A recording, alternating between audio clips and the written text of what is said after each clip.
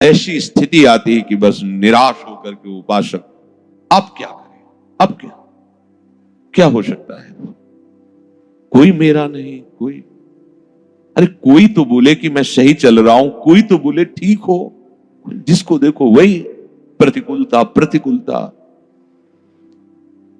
क्योंकि सुख में, अनुकूलता में संसार का संबंध दृढ़ होता है, इसीलिए कृपालु हरि उससे सुखानुभूति संसार में नहीं होने देते, कहीं संबंध दृढ़ नहीं होते, केवल कृपा ही कृपा दिखाई देती। जब वो ऐसी ऊंचाई पे पहुंचता है, लौट के देखता है कि आहा, ये तो केवल हरि कृपा थी, नहीं एकदम सीधी चढ़ाई और ऊपर से काई, कैसे हम चढ़ सकते थे, ये तो केवल ऐसा हुआ कि आंख खुली और चढ़ गए, प्रयास ही नहीं हुआ, ये तो केवल कृपा ने किया।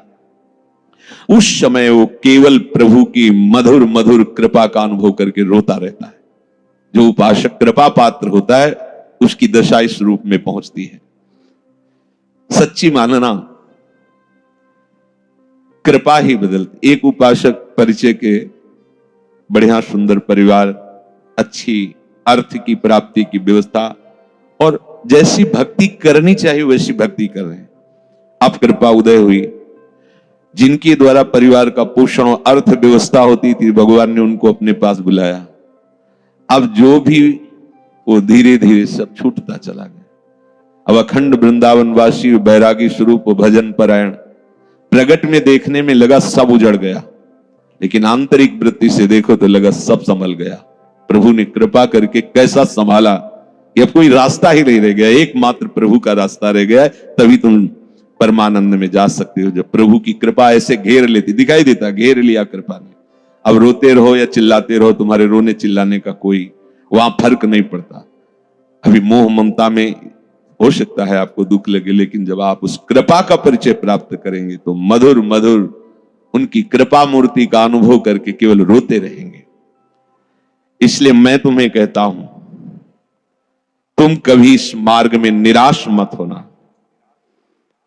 मैं तुम्हें सच्ची अनुभव की बात बताता हूं, प्रभु जिस पर कृपा करके ऐसी विषम परिस्थिति देते उसके साथ रहते हैं। ये बात पकड़ लो। जब तुम्हें सब छोड़ रहे हो, प्रतिकूलता घेर रही हो, अव्यवस्था घेर रही हो, तो तुम आसपास अनुभव करना वो है, क्योंकि वो ऐसे में छोड़ नहीं सकता। जब वो इतना बड़ा कृपा करके हमारे साथ महामहिम कार्य कर रहा है, माया मुक्त करने, वो जानता है कि बहुत कमजोर हैं, लड़खड़ा जाएंगे, इसलिए वो साथ रहते हैं, हरि साथ रहते हैं। और वो धीरे धीरे कहते रहे, मैं तुम्हारे पास हूं, डरना मत।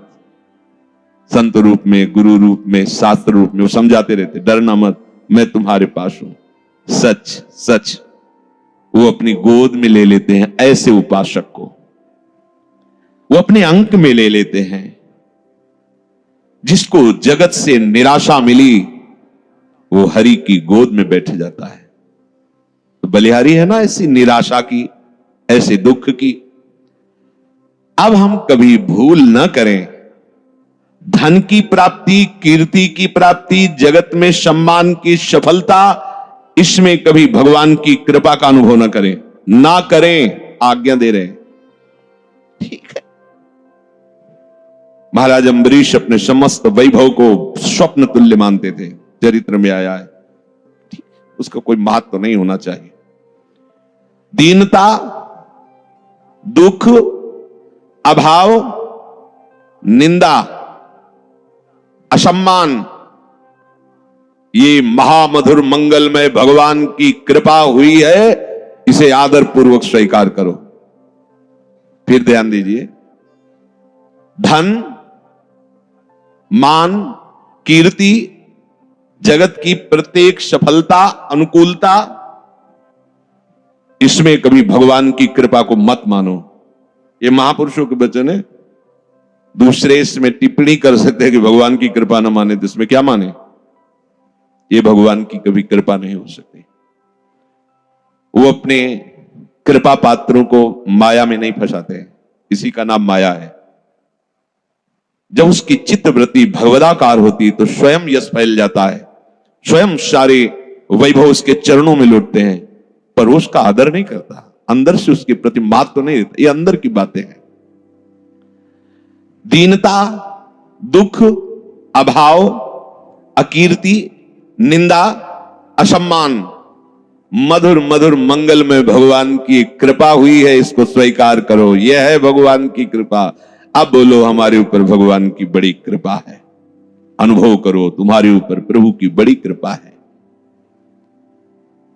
जो इस मार्ग में अमुक प्रकार का अगर वास मिल जाता, अमुक अमुक प्रकार की हमारे को सुविधा मिल जाती, अमुक भोजन पद्धति से मिलता, अमुक प्रकार से लोग हमसे मिलते, अन्य अन्य सुविधाएं, तो हम समझे भगवान की कृपा है। ये अज्ञान है, कभी से अपने हृदय में आने मत देना। जब कोई आपको आदर से बुलाए, कोई सम्मान करे, तो आपकी दृष्टि में भी वो नहीं आना चाहिए, आंतरिक दृष्टि में। जैसे कोई हमें जिस गली में जाते हो गाली देता हो और हमसे द्वेष मानता हो, तो हम उस गली में भी नहीं जाना चाहेंगे, अहंकार होने के कारण। ऐसे भक्त जिस गली में आदर होता हो, माला पहनाया जाता हो, उसकी कीर्ति सम्मान हो, उस गली में नहीं जाना चाहिए। और जिस गली में अपमान होता हो, गाली मिलती हो, हफ्ते में 1-2 बार तो उसमें जाना ही चाहिए, जिससे पता चलेगा कि हमारे हृदय की स्थिति क्या है। यह है उलट आप में समाये, उल्टा मार्ग है। जब आपके हृदय में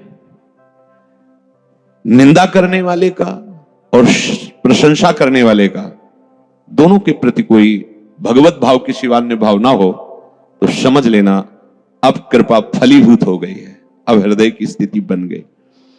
श्री स्वामी ओंकारानंद सरस्वती जी नजफगढ़ के, जब उनके पास गए, पहले से ही जन्म से ही उनकी कृपा रही, पूर्व ग्रह में जाते रहते थे। तो जब संत वेश में गए, नई अवस्था, बहुत हंसे। कहा बेटा हमें पता था ऐसा ही होगा, पर ध्यान रखना साधुता बहुत कठिन बात है। साधु को कुत्ते जैसा स्वभाव बनाना चाहिए। मुझे समझ में नहीं आया साधु स्वभाव और कुत्ते का स्वभाव। महाराज जी मेरी समझ में नहीं आया। बहुत ब्रह्म प्राप्त महापुरुष तेजों में एकांत खंडहर गंगा किनारे रहते थे, कोई सुविधा नहीं किसी भी तरह। कोई एक अल्मोनियम का कटोरा जैसे भिक्षुक लोग रखते हैं, ऐसे ही बस रखा रहता, उसी में जो भिक्षा आई पा लिया। बोले बेटा जैसे कोई साधु को आदर से बुलावे कि आओ भिक्षा ले लो, जब वहां पहुंचे और दबका के भगा दे, वो 4 कदम चले फिर आदर से आओ, तो बोले उसको सोचना भी नहीं चाहिए कि अभी तो दबकाया था फिर बुला क्यों रहा है। ऐसे अगर 10 बार बुलाए तो 10 बार वापस हो जाना चाहिए। जैसे कुत्ता है, आप टुकड़ा डालो और फिर दबका दो, फिर आप पुचकारो फिर आ जाएगा, फिर ऐसा स्वभाव होना। और साधु को मन को ऐसे मारना चाहिए। 2 उपदेश उन्होंने उस दिन पहले दिन दिए थे। जैसे बंदर सांप को मारता है, हमने कभी देखा तो था नहीं, तो बेटा वो बड़े भाव में एकदम बच्चों जैसा स्वभाव होता है, जो ब्रह्म प्राप्त महापुरुष बंदर जैसे सांप को ऐसे पकड़ता है, वो खूब हंसते, ऐसे वो एकदम ऐसा लगता हंसी की धारा आ रही, आनंद की धारा, लाल चेहरा हो जाता है। बोले वो उसको लेके ऐसे पेड़ में ऐसे ऐसे घसता है उसके मुंह को, फिर कान में लगाता है, अगर थोड़ा भी सू हुआ फिर घसता है, मरने पर भी उस घसता रहता है। बोले ऐसे ही उपासक को अपने मन को मारना चाहिए। जरा भी हलचल मन में समझ में आए फिर नाम भगवत चिंतन, वाणी ब्रह्म चिंतन इतना रगड़ दो कि मन मर जाए, फिर साधु हो जाता है। तो मानापमान की भावना का त्याग भगवत कृपा से ही होता है। जगत में चाहे जितनी प्रतिष्ठा हो, ये स्वप्नवत है। कोई आंख मूंदी चाहे जो कुछ बने रहे हो, अब तुम्हारे कर्म तुम पे लागू होके कहां ले जाएंगे? ये पद प्रतिष्ठा कोई तुम्हारे साथ नहीं जाएगी। भगवान जब देखते हैं कि हमारे भक्त का बुखार बढ़ रहा है अहंकार का, तो बिना किसी अपराध के वैसा जाल रचते हैं कि उसका अपमान होता है और निंदा होती है। अहेतु की कृपाल है, बस अपने उनकी कृपा को समझ नहीं पाते। वो रचते हैं आपको लगेगा मैंने ऐसा कुछ नहीं किया, क्या मैंने किया, क्या अपराध था, ये सब क्यों बवंडर हो रहा है, गाली दे रहे हैं लोग, निंदा कर रहे हैं, हमने क्या किया, कौन से गलत कार्य कर, कुछ नहीं। ये भड़बड़ाने की जरूरत नहीं, ऑपरेशन हो रहा, चुप शांत थिएटर पे हो। तुम्हारे अहंकार का बुखार कहीं बढ़ रहा है, तुम्हें समझ में नहीं आ रहा, पर उस कृपा सिंधु ने देख लिया, सर्वज्ञ है ना। अब वो बिना किसी कारण के जाल रचेंगे, आपका अपमान होगा, निंदा होगी, और निंदा उसी से करवाएंगे जिससे प्रतिष्ठा होने की संभावना है। निंदा, अपमान, अकीर्ति, तिरस्कार, अप्रतिष्ठा, बिना दोष के लांछन, जब ये तुम पे बरसने लगे तो समझ लेना प्रभु दूर नहीं नजदीक ही हैं, मिलने वाले हैं। कौन चाहता है भगवत प्राप्ति? है? कौन चाहता है? बातें बनाना अलग है, प्रभु जिसको प्यार करते हैं उसको अपने समान बनाते हैं, ये भगवत समान बनाते हैं। इन्हीं में तो हम फंसे हैं, और ये तो सब अहंकार का पोषण करके बार बार जन्म मरण इन्हीं से तो होता रहा है। हम उन कृपालु की कृपालुता को ना समझकर हम समझते हैं भगवान अब हम पर अपनी कृपा हटा ली है, इसीलिए पग पग पर हमें विपत्तियां मिल रही हैं। जब तक किंचन मात्र भी आदर, सम्मान, कीर्ति, ये हमारे प्रिय मित्र हैं, ये हमारे प्रिय संबंधी हैं, ये हमारे बंधु बांधव हैं, और ये हमारे कहने पर प्राण भी त्याग सकते हैं। अगर ऐसी किसी के भी प्रति बात हो तो हटा देना, नहीं तो ऑपरेशन शुरू हो जाएगा। बहुत कृपालु हैं प्रभु। तनिक सी कृपा कोर सब तुम्हारे इन मानसिक कल्पनाओं का विनाश कर देगी। डरते रहो इस बात से, किसी को अपना मत कहना, नहीं धोखा हो जाएगा। या तो विवेक से आपके अंदर से अपनापन हटा देंगे, सामने से ही हटा देंगे। अच्छा कहते भगवान ऐसा क्यों करते हैं, उसने क्या लिया था, तो वही तो है उसमें, और कौन है, वो अपने आप को समेट लिए। एको हम बहुश्यामा, बहुश्यामा से एको हम।